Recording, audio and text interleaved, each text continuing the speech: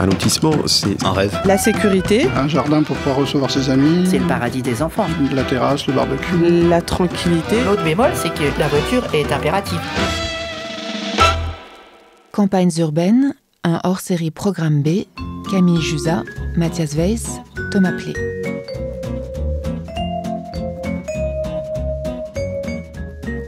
Allée des Mésanges, rue des Primes-Verts, impasse des Nénuphars. En France, nous sommes les champions du lotissement pavillonnaire. Des maisons Phénix, des maisons Sésame ou Bouygues, nichées dans des boucles, des cul-de-sac et des impasses. Un rêve bucolique, loin de la grande ville et de ses bars HLM, un petit chez-soi tranquille que l'on regagne le soir après un trajet peut-être un peu long en voiture. À la lisière des grandes villes ou à la sortie des villages, il y a ces mêmes agrégats de maisons, cette même ligne blanche, partout la même, surmontée de toits en ardoise ou en tuiles.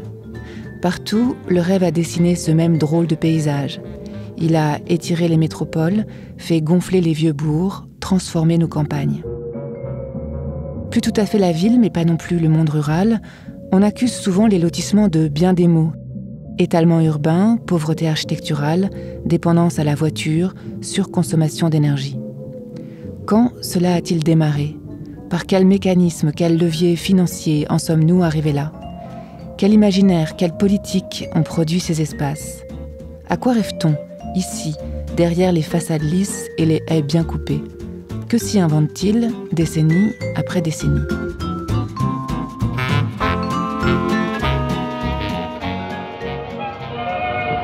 Quatre murs et un toit, pour qui, pourquoi, comment ? Épisode 1, où on commence par fouiller les archives et on repart en arrière pour comprendre comment la maison individuelle est devenue le choix préféré des Français. Et où on commence par apprendre qu'on a surtout choisi pour eux, il y a bien longtemps, car un Coron, cette cité ouvrière du Nord, c'était déjà un lotissement. C'est une histoire qui commence au XIXe siècle et les premiers qui ont voulu loger dans des maisons individuelles une catégorie de personnes, ce sont les patrons des nouvelles industries. Marie-Jeanne Dumont, architecte et historienne de l'architecture. Notamment l'industrie minière, la métallurgie, les industries mécaniques. Et ces gens s'associent pour loger leurs ouvriers. Et loger leurs ouvriers, c'est vraiment crucial pour l'avenir de leurs entreprises à l'époque. Les salaires sont très faibles. On n'a pas de raison de rester au même endroit si on trouve un meilleur emploi ailleurs. Le logement va permettre de les fixer et aussi de leur permettre de fonder une famille, de se nourrir grâce à un petit jardin qu'on peut cultiver. Comme les maisons sont très petites, on va les grouper par 3 ou 4 ou faire des maisons en bande. À Mulhouse, on a lancé une typologie qui a eu un succès national qu'on a appelé le carré mulhousien. C'est des maisons groupées par 4 et on en a construit des centaines et des centaines. Des lotissements entiers de ces carrés mulhousiens ont été construits à l'époque avec un grand succès. Évidemment, ils n'ont pas la forme des lotissements du XXe siècle. C'est un urbanisme très très rigide fait de rues parallèles. Donc voilà, on n'a pas cherché le pittoresque. Ça, c'est pas du tout dans les problématiques de l'époque. On a fait du rationnel, tout le monde, la même maison, le même jardin, dans la même rue, de la même largeur. Ne construisez pas n'importe quoi, n'importe comment. Quels que soient vos moyens, il dépend de vous que votre famille vive heureuse entre 4 murs et un toit.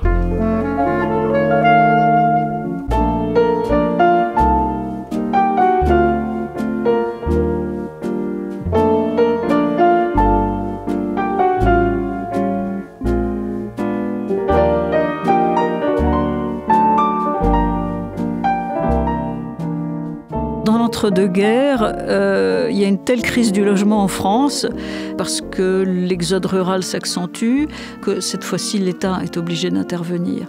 Dans les années 20, des gouvernements pensent qu'il faut encourager le collectif et l'individuel.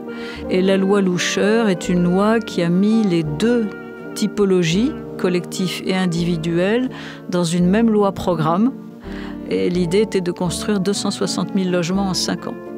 Et ça, c'est la première fois qu'en France, on fait un effort pareil. Et donc, on a construit beaucoup de maisons dites loi Loucheur. Et c'est un système assez libéral dans lequel les gens pouvaient acheter un terrain et puis construire leur maison grâce aux aides de l'État. C'est le début de la maison individuelle sur catalogue. Il y a toute une presse spécialisée qui se développe à ce moment-là. Ma maison, et ma maison, la maison pour tous, ma maison selon la loi Loucheur, mon chez-moi. À la périphérie des petits bourgs aussi bien que des grandes villes, on va avoir des maisons loi Loucheur. Alors si on prend la maison de la banlieue parisienne, ça va être beaucoup d'une maison en meulière avec quelques éléments en briques. On a aussi des petites variantes art déco avec toiture terrasse et enduit en béton. Des variantes régionales avec des murs en colombage ou faux colombage en ciment. Des faux chalets. Voilà, partout en France, des gens peuvent faire construire dans des lotissements, puisqu'il faut trouver des parcelles pas trop coûteuses, donc pas trop grandes. Donc il y a des lotisseurs qui préparent ces lotissements et les gens font construire leur maison. Pour aménager une petite ou une grande habitation, il faut donner à chaque pièce la dimension qui correspond le mieux à son utilisation. Le logement que vous venez de voir paraît spacieux. Il ne représente pourtant qu'une surface de 43 mètres carrés. Son équipement est simple, son prix de revient est raisonnable. Et alors il y a eu tout un scandale dans les années 20 des mal lotis. Ce sont des gens qui ont été victimes de spéculateurs qui vendaient des parcelles, mais il n'y avait pas de route. Il n'y avait pas de route en macadam, hein, donc des chemins boueux, pas de trottoir, une alimentation électrique faite en aérien de façon un peu chaotique, pas d'égout. Enfin voilà, il y a eu comme ça des spéculateurs sans scrupules qui ont abusé de toute cette clientèle. Mais ensuite, ça s'est résorbé petit à petit.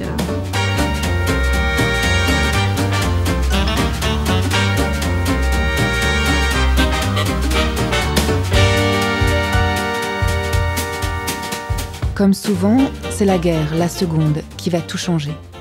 Il y a des milliers d'immeubles détruits, beaucoup de taudis, et pour diriger la reconstruction et surtout bâtir les millions de logements manquants, un grand ministère est créé, qui doit imaginer les villes de demain. C'est le temps des expérimentations, présentées dans des films de quasi-propagande par le ministère, et censés faire entrevoir un avenir radieux aux Français, comme celui-ci, qui date de 1948. Un grand peuple se refuse à l'indignité des logis sans soleil, sans hygiène, sans bien-être, à la lèpre des banlieues, à l'abjection, à la laideur, à la cruauté de nos faubourgs ouvriers. C'est pour faciliter cette tâche que fut ouvert le centre d'expérience de Noisy, véritable laboratoire de la Renaissance française. La politique du gouvernement, c'est l'industrialisation du bâtiment et on va la mener dans deux directions au début, le collectif et l'individuel. Et donc, il y a quelques lotissements expérimentaux pour la maison individuelle. Et le plus connu, c'est donc dans la banlieue parisienne, à Noisy-le-Sec, la cité du Merlan. Et là, on a donc rassemblé sur les 80 hectares acquis par le ministère de la Reconstruction les différents modèles de maisons étudiés spécialement pour remplacer nos millions de foyers détruits. Comme on a peu d'expérience de maisons industrialisées en France, on fait venir de tous les pays plus avancés dans ce domaine des maisons pour voir comment on pourrait créer et développer une filière industrielle. Voici les caractéristiques de la maison Cima. Maison préfabriquée comme toutes celles de Noisy. Entendez que ces éléments sont fabriqués en usine, puis assemblés sur le chantier. Fondation traditionnelle, ossature en béton armé, revêtement en aggloméré de fibres de bois traitées au silicate et de ciment pour l'extérieur. Mais ce n'est pas du tout l'intérieur du logement qui intéresse le ministère à l'époque, c'est juste la technologie employée et le prix de construction. Est-ce qu'on va faire baisser les prix ? Est-ce qu'il faut développer une filière bois ou une filière du béton ou encore une filière métallique ? On hésite entre ces trois et puis finalement on a choisi de ne rien faire. car devant l'immensité des besoins de logement, les hommes de l'après-guerre font le choix du collectif. La banlieue pavillonnaire est dénoncée déjà comme le royaume du chacun pour soi et des intérêts particuliers. Archivina, 1953. L'exode de la province a suscité la naissance d'étranges phénomènes urbains dont le meilleur exemple est sans doute Goussainville. Du haut de ce château d'eau, on embrasse l'étendue du désastre. 3 lotissements sans structure, se rejoignant peu à peu pour former ce conglomérat misérable et incohérent qu'il faut bien appeler une ville, s'arrêtant brusquement en plein champ au hasard des parcelles du cadastre. Et pourtant, chaque année, Goussainville s'accroît de 500 habitants. Absurde ville ouvrière sans usine, étrange cité champignon, perdue au milieu de la campagne et dont pas un habitant n'est un paysan. Dans les premiers programmes du gouvernement des années 45, peut-être les programmes issus du Conseil national de la résistance, il y a quand même un aspect très social dans la reconstruction du pays, et la maison individuelle paraît ne pas être compatible avec l'idéal de cette société très organisée, très sociale. Des gens dénoncent déjà la consommation de territoire que suppose la maison individuelle. Donc déjà, quelqu'un comme Le Corbusier le dit dans les années 30, mais il n'est pas le seul, naturellement. L'habitat collectif consomme beaucoup moins de territoire. Il est clair que la maison individuelle n'est pas compatible avec une telle société.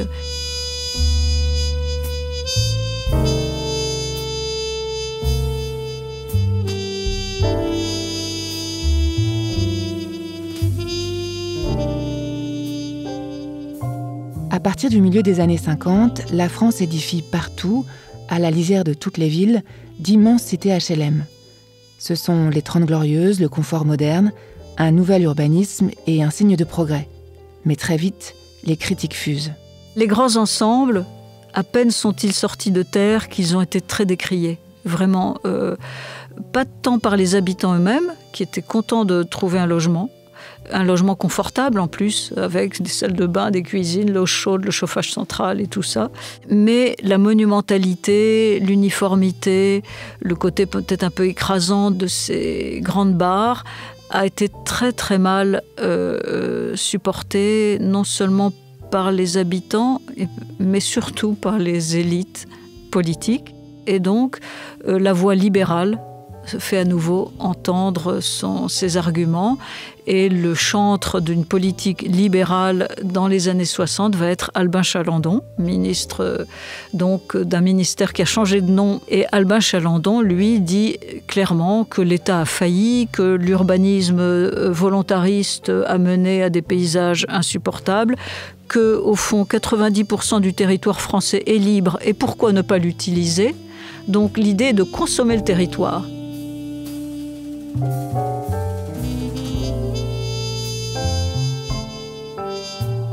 Surgissant de la verdure d'un jardin du boulevard Saint-Germain, celui du ministère de l'Équipement, ces maisons individuelles, ce sont les maquettes sélectionnées par le jury. De 3 à 5 pièces, jamais plus d'un étage, toujours un bout de pelouse ou de jardin. Groupées le long de rues qui serpentent, autour d'une place centrale, ces maisons, ces cités, correspondent-elles aux rêves de beaucoup de Français qui veulent échapper aux grands ensembles?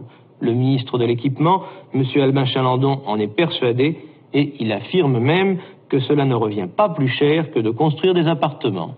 Lorsque l'on fait la balance du coût des équipements pour un village de maisons individuelles ou pour des immeubles collectifs, eh bien on constate qu'il n'y a pratiquement pas de différence de prix.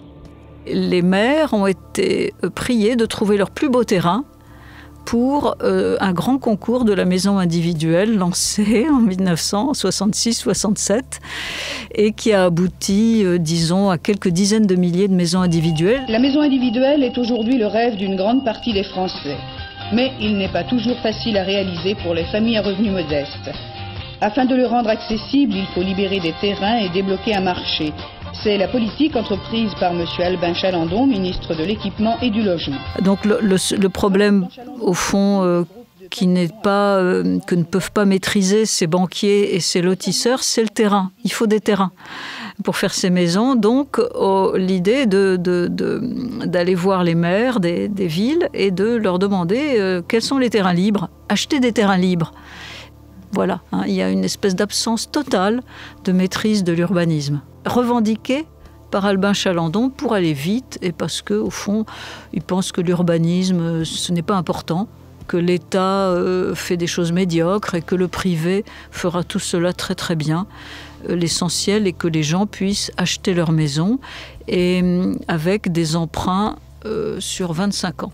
L'autre idée majeure d'Albin Chalandon, c'est de fabriquer les maisons à l'usine et, si possible, de se passer d'architecte. L'expérience des Chalandonnettes, c'est comme ça qu'on les a appelées, est un fiasco. Malfaçon, maisons inhabitables, ruine des petits acquéreurs. Mais c'est un tournant et l'idée germe tout au long des années 70. En 73, une circulaire interdit les grands ensembles. Et en 77, la loi de Raymond Barre transfère les aides de l'État vers les personnes désireuses de se faire construire une maison. Le message est clair, l'État se désengage, voici venu le temps de la maison individuelle pour tous. Les grands groupes de BTP réorientent leur production vers ce nouveau marché florissant. Créer l'espace.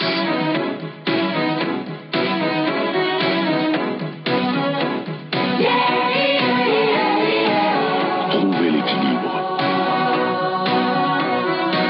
Faire entrer la lumière. Donner la vie. Aujourd'hui comme hier, pour bâtir une maison, il faut de grands maçons. Maison Bouygues, la race des grands maçons. Donc, d'un côté, sous Mitterrand, on encourage l'habitat collectif, mais d'un autre côté, on veut décentraliser l'urbanisme, redonner du pouvoir en matière d'urbanisme aux collectivités locales et aux maires. Et bien entendu, que font les maires? Ils vendent les terrains à des lotisseurs.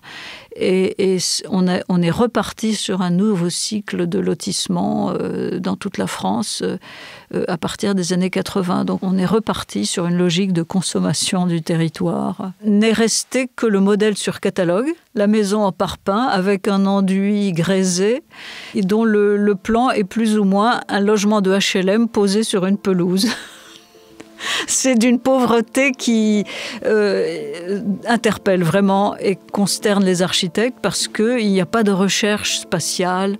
On pourrait faire un habitat magnifique sous forme de maison individuelle. Eh bien, on ne le fait pas.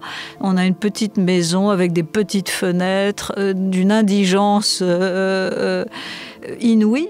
Et finalement, on est revenu aux matériaux industrialisé le plus basique, qui est la brique et le parpaing de béton. La question qui reste entière, c'est pourquoi, en effet, ces petites maisons un peu monopoly. Pourquoi, que l'on soit au nord ou au sud de la Loire, cette impression qu'on a construit la même chose partout, autour des mêmes boucles, des mêmes impasses en forme de raquettes de tennis. Est-ce juste une histoire de prix? Dans le deuxième épisode, on part à la source, dans un village de maisons témoins, chez les constructeurs de maisons individuelles. Campagnes urbaines est un hors-série Programme B de Camille Jusa avec Mathias Weiss, réalisé par Thomas Plé. En partenariat avec le PUCA, le plan urbanisme construction architecture, du ministère de la Transition écologique et du ministère de la Cohésion des territoires et des relations avec les collectivités territoriales. Coordination, Hélène Pesquine, Jean-Baptiste Marie et Julien Moulard.